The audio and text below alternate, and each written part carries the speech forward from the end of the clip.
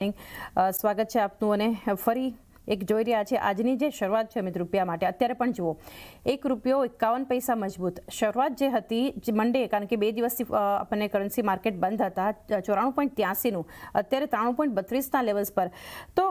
ખાસ તો અમિત એ જાણી લઈએ આપણે ખાસ ચર્ચા કરી હતી સોમવારે પણ એક શાર્પ અપ્રિસિએશન જે જોઈ રહ્યા છે શું ટ્રિગર કરી રહ્યું છે ડોલર વીકનેસ છે ક્રૂડનું સોફ્ટનિંગ જો કે હવે ત્યાં પણ આપણને એક સ્પાઇક આજે સવારે જોવા મળ્યો છે ટ્રમ્પના સ્પીચ બાદ ડોમેસ્ટિક ફ્લોઝ છે આરબીઆઈ પોઝિશનિંગ કઈ રીતે અસર કરતું જોઈ રહ્યા છે આના પર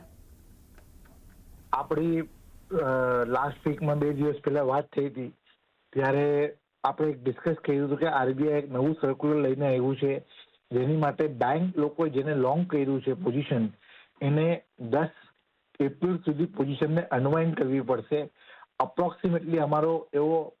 આઈડિયા હતો માર્કેટમાં કે અપ્રોક્સિમેટલી 20 થી 25 બિલિયન ડોલર્સ બેંકોને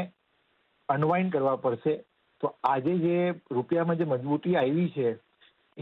એની કારણે જ આવી છે અને જેવી રીતે આપણે લાસ્ટ વીકમાં વાત થઈ હતી કે જે રૂપિયો જે છે હોઈ શકે છે 94, 80, 95માં સ્ટ્રોંગ રેઝિસ્ટન્સ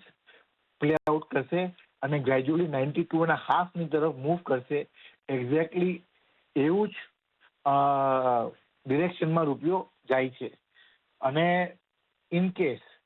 આ વોરમાં કાંઈ બી ડીએસ્કેલેશન જેવું ન્યૂઝ આવે નેક્સ્ટ 5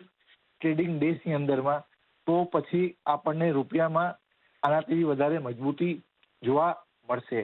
એની માટે અમે લોકો જે એક્સપોર્ટર ક્લાયન્ટ છે એને એવી સલાહ આપીએ છીએ કે